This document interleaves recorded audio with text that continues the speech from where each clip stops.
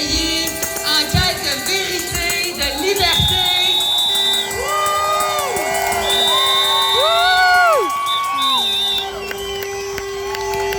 J'ai des frissons. Vous êtes beaux. Merci d'être là aujourd'hui. Merci de vous être mobilisés. Je sais que ça prend une bonne dose de courage pour ne serait-ce que d'exprimer ce qu'on pense, pour être ici en ce moment, pour aller à l'encontre de cette nouvelle normalité qu'on veut nous imposer.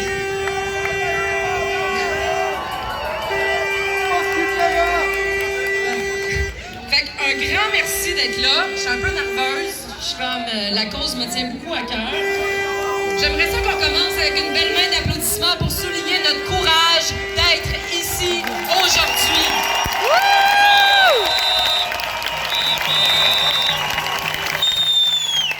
Bravo! On a 8 super invités qui vont venir vous parler. Juste avant, je vais prendre le temps de me présenter parce que je suis un nouveau visage que pas beaucoup de monde connaisse. Je m'appelle Mel, et non, ce n'est pas un diminutif, c'est mon vrai nom, Mel Goyer. Ça fait 20 ans que je suis activiste pour des causes environnementales, sociales, féministes. Je suis une grande expérience en désobéissance civile pacifique, OK?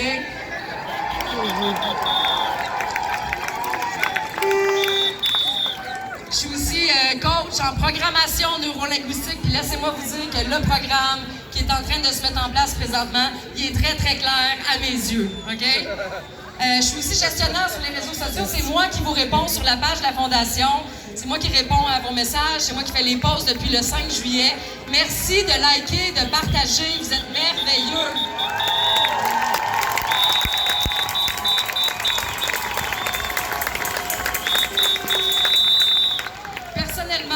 Je considère que j'ai une tête sur les épaules, que j'ai le cœur à bonne place, puis je trouve ça important de dire ce que je pense. Tant pis si ça dérange, tant mieux si ça rassemble comme aujourd'hui.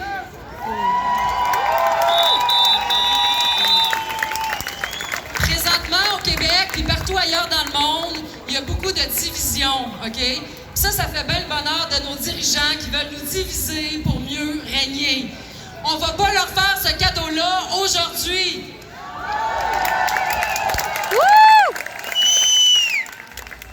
C'est pour ça qu'on a décidé de mettre le focus sur la protection de nos droits et libertés.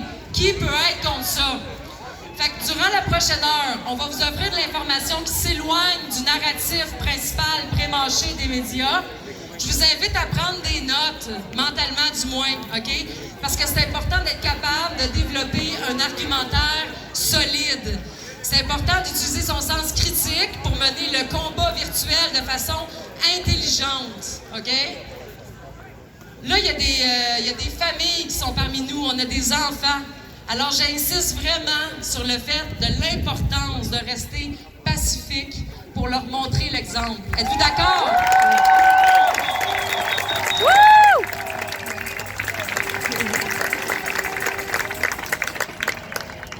Il y a beaucoup d'événements qui s'en viennent. Des petits, des grands, il y en a pour tous les goûts. Chaque geste compte. Chacun de vous peut faire une différence, puis vous la faites déjà en étant ici aujourd'hui. Bravo! Il y a aussi des gens qui vont se promener avec des pétitions. Ils vont se tenir alentour du petit chapiteau. On vous invite à aller les trouver et de donner votre nom, OK? C'est important de signer. C'est un petit geste, mais ça peut aller loin si tout le monde s'y met ensemble, OK? Donc, j'espère que vous avez eu la chance de parler à notre super panel, à tous les invités. Si vous n'avez pas eu la chance de le faire, vous pourrez le faire après leur speech. Là, c'est le temps de les écouter, d'entendre ce qu'ils ont à nous partager. Est-ce que vous êtes prêts? Yes! Alors, dans l'ordre, il va y avoir Alexis Cossette-Trudel, Stéphanie Pépin, Bernard Lachance, Frédéric Pitre, Jean-Jacques Crèvecoeur, Amélie Paul, Jean-François Dubois et Daniel Saint-Hilaire.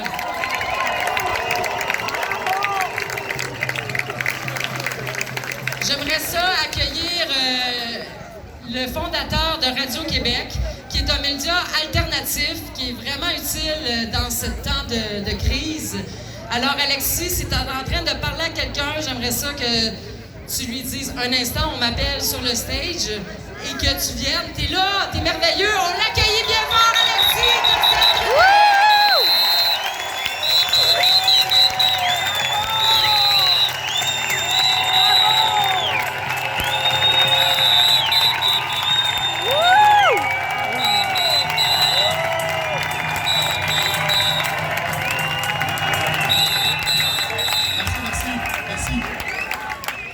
Vous allez me gêner, je vais me transformer en Joe Biden. Je ne saurais plus ce que je veux dire.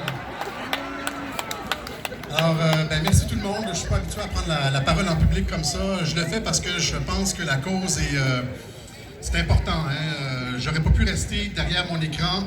Là, présentement, le gouvernement du Québec a, à mon sens, a rompu le lien social. OK? Le gouvernement du Québec... Pour la première fois, peut-être depuis l'histoire de l'Assemblée nationale, on a perdu le contrôle de notre gouvernement. C'est pas que le gouvernement, auparavant, nous représentait nécessairement, il faisait ce qu'il voulait, mais là, il y a une rupture complète entre les actions de ce gouvernement et les intérêts de la population.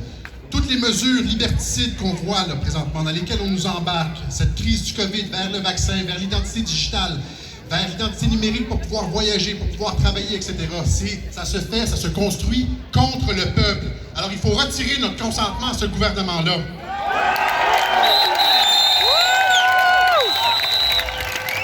Le gouvernement peut mettre de l'avant ces mesures-là à cause de l'aide des médias. Merci à tout le monde. On fait tous notre part, hein? On fait tous notre part. Moi, je fais ça, vous parlez à vos proches. Tout seul, je ne suis pas capable de tout faire. On a besoin de travailler en réseau. C'est ça la force de ce mouvement-là, c'est qu'on travaille en réseau. OK? Alors, n'hésitez pas à parler à vos proches. Donc, c'est ça, ce gouvernement-là a rompu le lien social. Il a créé une crise en gonflant les chiffres des décès du COVID. Il n'y avait pas de décès du COVID. Il n'y a pas de décès du COVID ailleurs au Canada. Il y a juste des décès du COVID au Québec, presque 6 000, en manipulant les statistiques.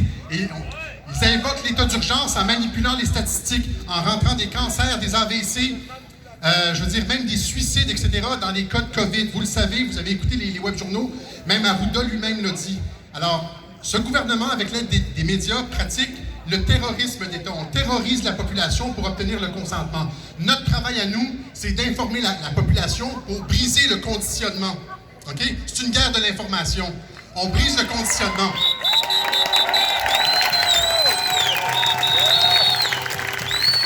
Alors, cette crise aura eu ça de bon. Il y a des gens qui disent que ça serait le fun de retourner à comment c'était l'année dernière, hein, avec la paix, etc. Mais l'année dernière, c'était les mêmes, avec les mêmes structures et le même contrôle. C'est juste que c'était pas apparent. Là, maintenant, c'est devenu apparent. On a vu le jeu des médias, on a vu que le gouvernement était contrôlé. Maintenant, c'est le temps d'agir. C'est pour ça que je descends ici avec vous. On le fait ensemble.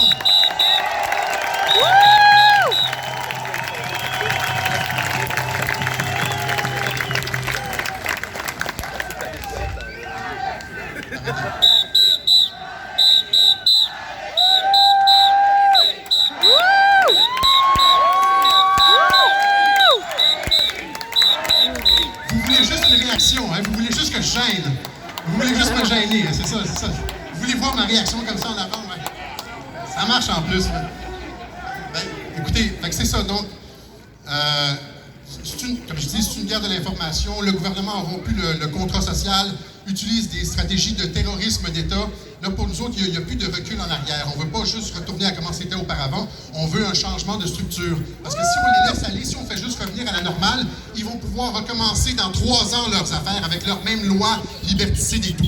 Alors, on ne veut pas juste que ça cesse. On veut des changements permanents et durables. OK?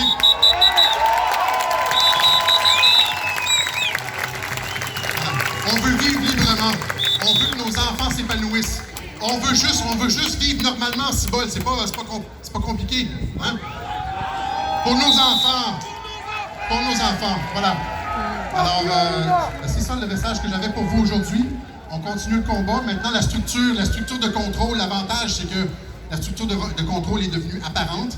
Et plus ils vont mettre de pression, plus il va y avoir de lois bizarres, de règlements bizarres, plus les gens vont se questionner. C'est l'avantage de la situation actuelle et ça va provoquer peut-être ce qu'on espère, c'est-à-dire un réveil de la population. Graduellement, lentement mais sûrement. Merci beaucoup!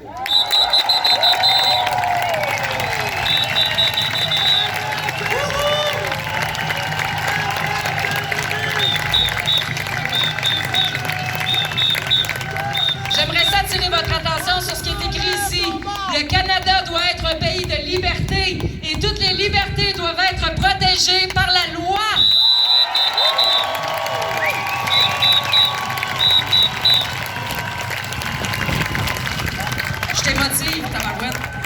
La prochaine invitée, c'est une maman de 2 jeunes filles. C'est une native de l'Abitibi. Elle se lève pour assurer un avenir qui a du bon sens pour ses enfants. C'est une militante, comme moi, cause sociale et environnementale. Je vous demanderai d'accueillir chaleureusement Stéphanie Pépin.